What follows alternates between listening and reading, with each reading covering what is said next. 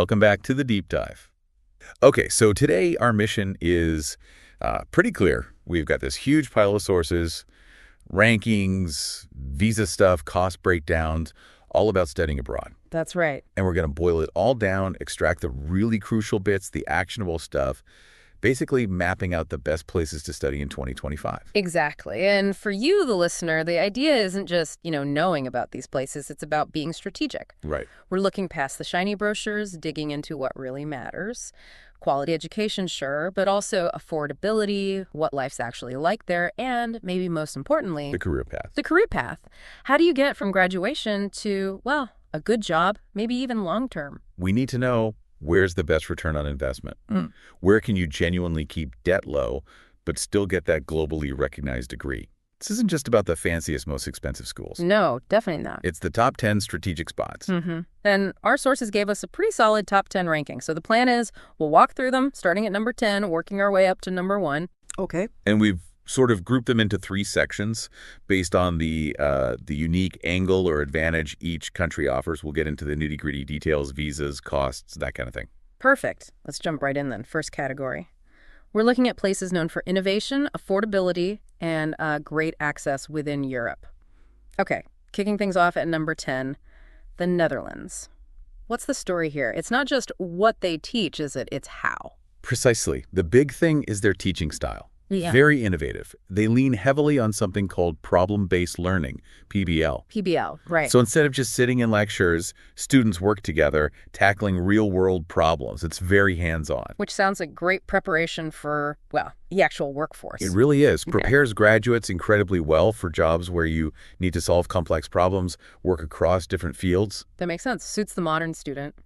But practically speaking, what makes it easy to actually go there? Language must be a big one. Oh, absolutely. The sources are clear. English fluency in the Netherlands is sky high. 90% plus of people speak English really well. Wow, 90%. Yeah. So it means 2 things. 1, top unis like the University of Amsterdam offer tons of programs completely in English. Okay. And 2, just daily life, getting around, shopping, whatever. Yeah.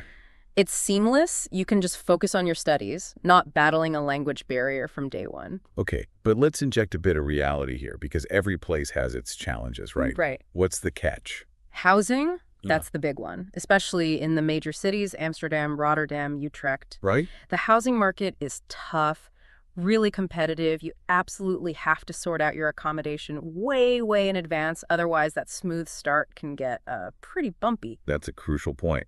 Plan ahead for housing. But I guess the lifestyle makes up for some of that hassle. For many, yeah. So sources talk about, biking everywhere, the cozy Gezellig cafe culture, and the location. Being in the Netherlands means Paris, Berlin, London.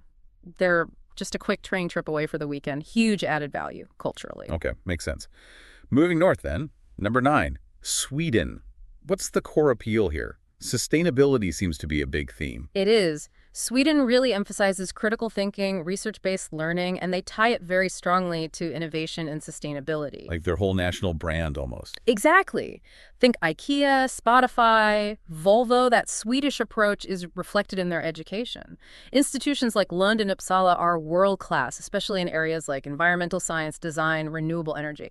Very structured, very efficient. Okay, structured, efficient, sustainable. But let's talk money. Because Sweden, it's not straightforward, is it? Not entirely. This is key. For students from the EU or EEA, it's amazing. Tuition is often free or very low cost. Ah, the catch. Yeah.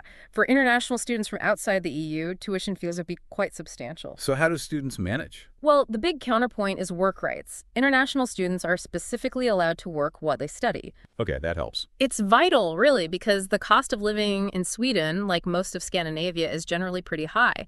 So being able to work part-time helps offset that. So the strategy for Sweden is potentially high fees up front for non-EU, high living cost. Yeah. Where you get this amazing quality of life, super clean environment, and the system allows you to earn while you learn. Exactly. It's an investment in quality and structure, maybe not immediate rock bottom costs. Right. Now, if immediate rock bottom cost is the main goal, especially in Europe, we have to talk about number 7, Germany.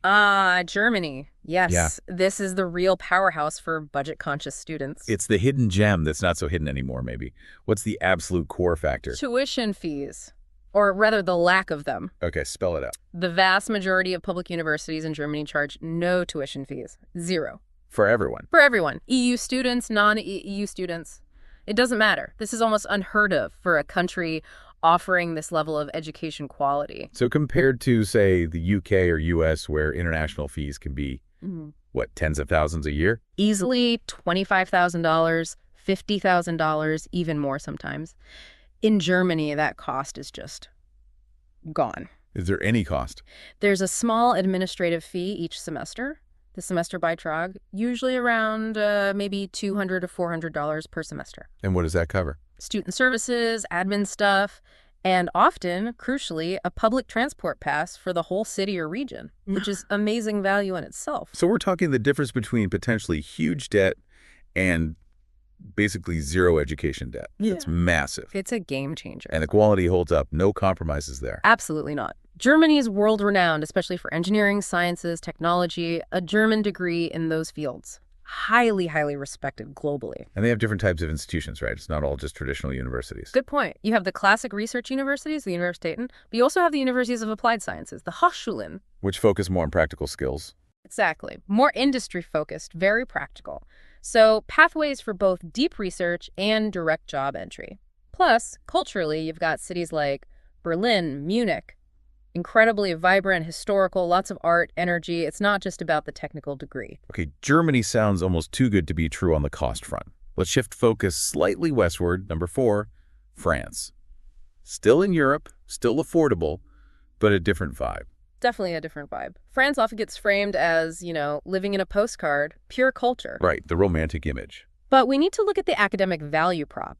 Like Germany, France heavily subsidizes higher education. The government picks up most of the tab. So tuition is low there too. Very low compared to English-speaking countries. Not quite zero like Germany's public unis, but still incredibly affordable. For international students at public universities, it's often under 4,000 euros a year. Still a tiny fraction of US or UK costs. A tiny fraction. Yeah. But the really big shift, the thing the sources highlight, is language accessibility. Yeah. Historically, you needed French, right? Pretty much. That was the barrier. But now, France has made a huge push with their Bienvenue en France strategy. Welcome to France. Exactly. And part of that is offering way more programs in English. The sources say over 1,500 programs are now taught entirely in English. 1,500. Wow. Mostly at master's level. Mostly, yes, but growing at bachelor's level, too. That's a huge strategic move to attract global talent without demanding fluent French up front. That's a really key signal for students looking for options. Definitely. And then there's the prestige factor. Institutions like the Sorbonne, Sciences Po, they have a serious global clout, especially strong in fields like business, international relations, fashion, luxury goods, arts. So France offers that blend. The undeniable culture, the academic weight, and now much easier access through English programs and low tuition. It's a compelling package. Okay, so that wraps up our first section. Germany and France, leading on affordability, Sweden on structured innovation, Netherlands on English and teaching style. Now, let's move beyond Europe. Section 2 focuses on places where safety, diversity, and those crucial post-study pathways are major draws. Right. Starting the section at number 8, we land in Canada. Now, for the strategic student, Canada offers this really appealing combination. What's the trifecta? Safety, diversity, and this is key, a government system that's actively set up to welcome international graduates as potential future citizens. Okay, safety and diversity are pretty well-known Canadian brands, almost. Yeah. And top universities too, right? Like Toronto, McGill. Absolutely world-class institutions. But the real clincher, the reason Canada ranks so high for anyone thinking long-term, is the pathway after graduation. You're talking about the work permit. Specifically the post-graduation work permit, the PGWP. We need to unpack this because it's more than just a temporary visa. Okay, tell us how it works. What does it actually let you do? So if you graduate from an eligible Canadian university or college, you can get an open work permit. Open meaning you can work anywhere. Pretty much, for any employer. And the length depends on your study program, but it can be for up to 3 years. 3 years of work experience.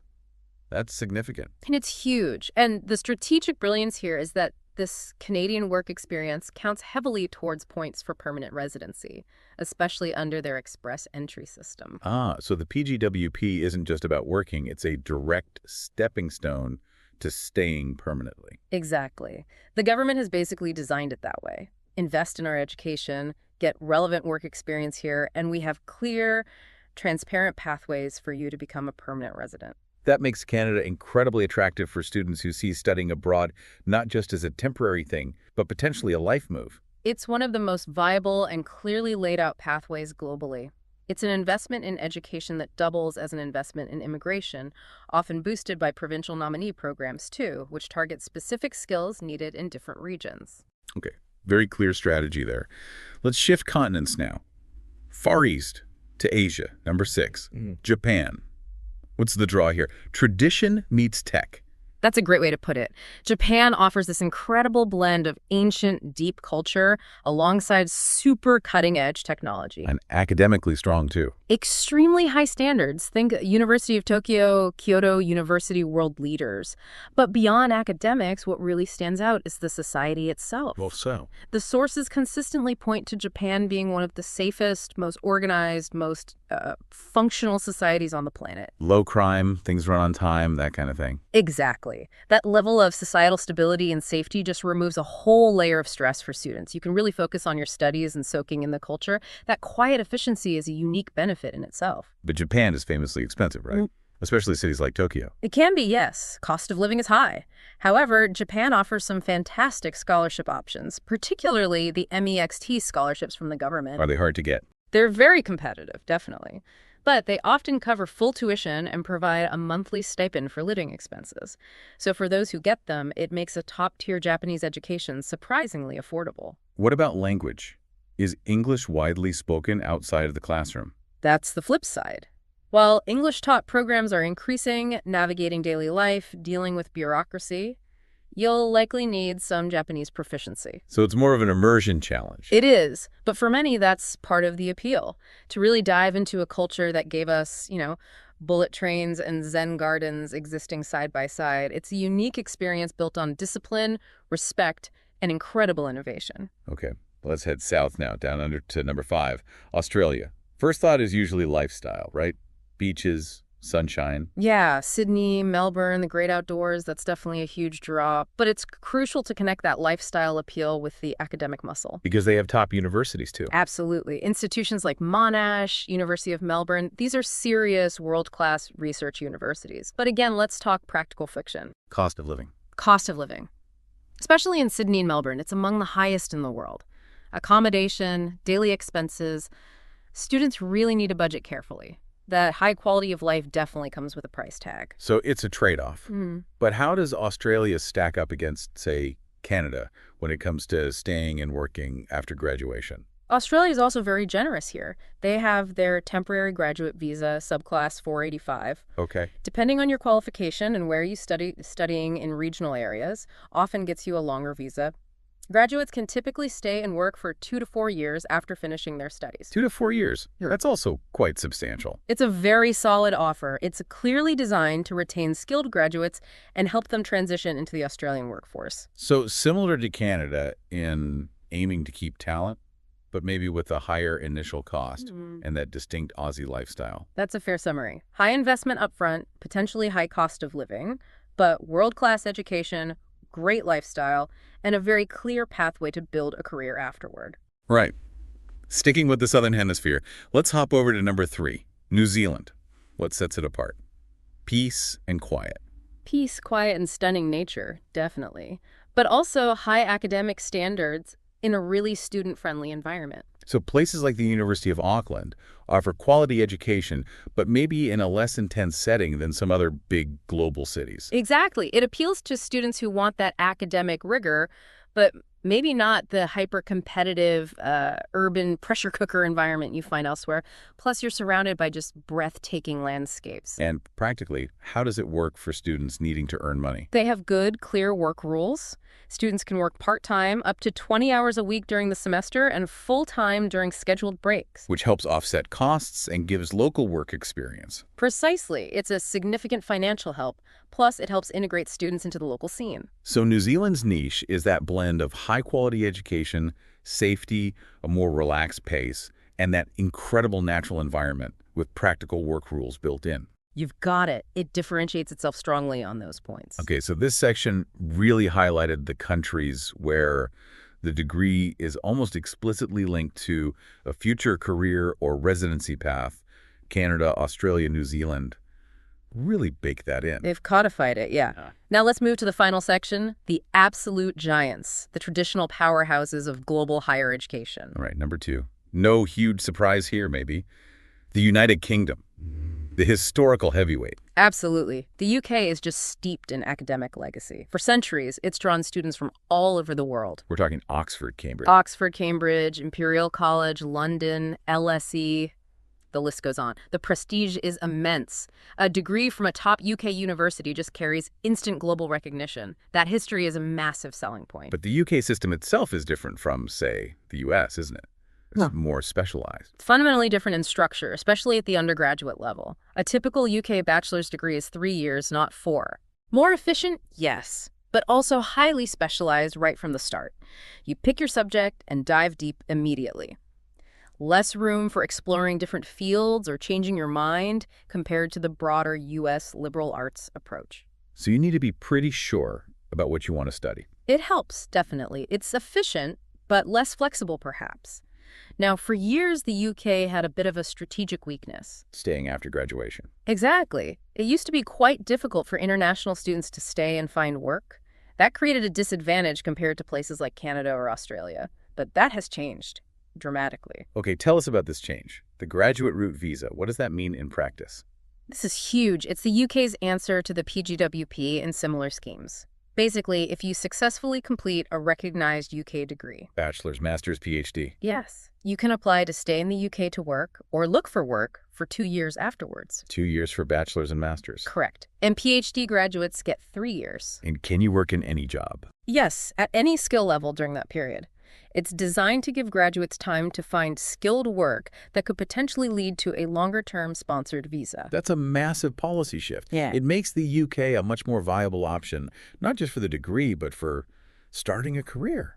It completely changes the calculation. It blends that undeniable academic prestige and the incredible cultural diversity of the UK with a genuine practical pathway to gain work experience post-graduation. It directly addresses that what next question. Makes the significant financial investment seem potentially more worthwhile if there's a clearer route to recouping it via a UK job. Precisely. It modernizes their whole offering for international students. Okay, and that brings us finally to number 1. The top spot goes to the United States of America. The USA. Yeah, when you talk about scale, opportunity, and, well, investment, the U.S. is still kind of in a league of its own. Just the sheer number of top-tier universities. It's unparalleled. Look at any global ranking, the density of world-leading institutions like Harvard, MIT, Stanford, Caltech, Princeton. It's just incredible. They dominate research and innovation across almost every field imaginable. So the scale of choice is just massive. Whatever niche you're interested in, you can probably find a world-class program for it somewhere in the U.S. Pretty much. From astrophysics to screenwriting,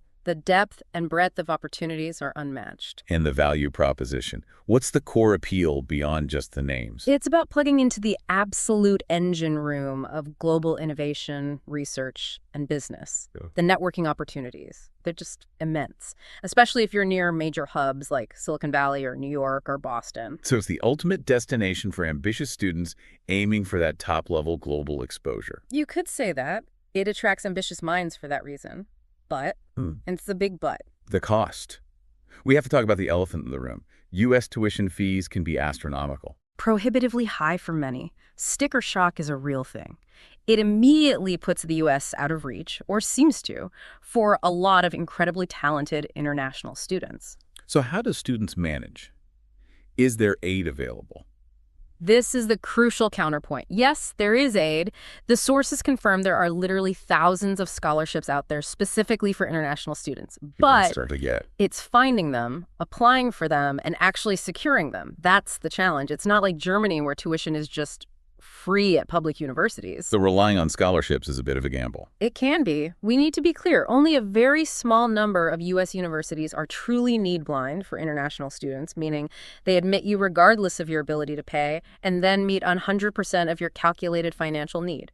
Harvard, MIT, Princeton, Yale, Amherst are among the few. And for most other universities? For most, financial aid for international students is need-aware. meaning your need for aid can influence the admission decision, and it's often merit-based and highly competitive. It's Yeah. not a guarantee like the German system.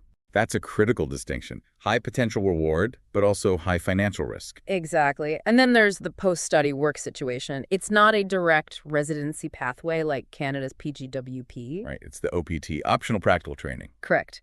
OPT allows graduates on an F1 student visa to work temporarily in a job directly related to their field of study. How long does that last? Typically, it's 12 months of work authorization. Only a year. Well, there's a key extension. If you graduate with a degree in a designated STEM field, science, technology, engineering, math, you can apply for a 24-month extension.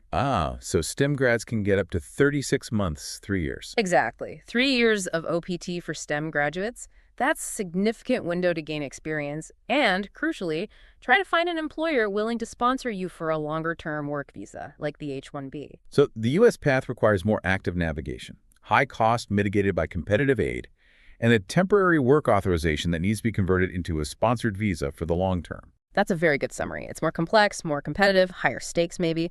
But for those who navigate it successfully, the access to cutting-edge industries, innovation, and networks is arguably the best in the world.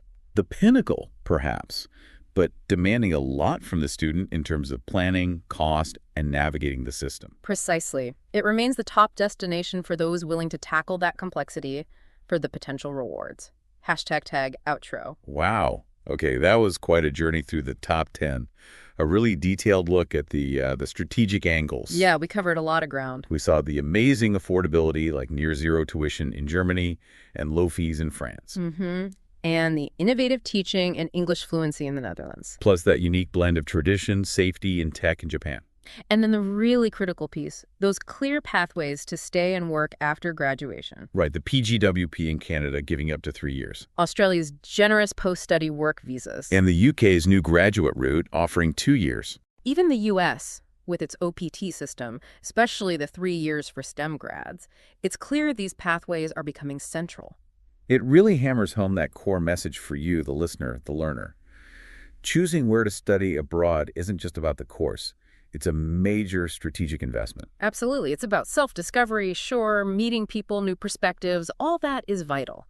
But increasingly, it has to be viewed through the lens of your future career and life path. And thinking about the rankings, we saw this constant tension, didn't we? Between, say, the high-prestige, high-cost places like the US and UK. And the high-quality but low-cost or free options like Germany or parts of Scandinavia. Prestige versus access seems to be the big battleground. So here's something to think about, a final thought maybe. If countries like Germany and France keep offering world-class degrees for next to nothing, Or heavily subsidized. right, does that start to shift the focus? Will students start prioritizing cost and access over pure brand prestige, especially if the quality is comparable? It leads to a really powerful follow-up question for you to consider. If tuition costs start to level out, either through policy like in Germany or through more scholarships elsewhere, what becomes the real deciding factor? Is it the country's specific economic opportunities? Yeah. Or maybe, even more critically, the immigration pathways? Exactly. Is a free degree in country A, followed by a really uncertain visa process, actually better strategically than paying significant fees in country B, but getting a guaranteed multi-year work permit that leads directly to permanent residency options? So maybe the post-study work visa, that concrete pathway, maybe that's becoming the new gold standard for choosing where to invest your time and money. It certainly seems like a major factor shaping decisions right now, something definite to chew on. A compelling thought indeed. We really hope this deep dive has given you the clarity and the strategic insights you need to plan your own adventure. Yeah, lots to consider. Until next time, stay curious and keep learning.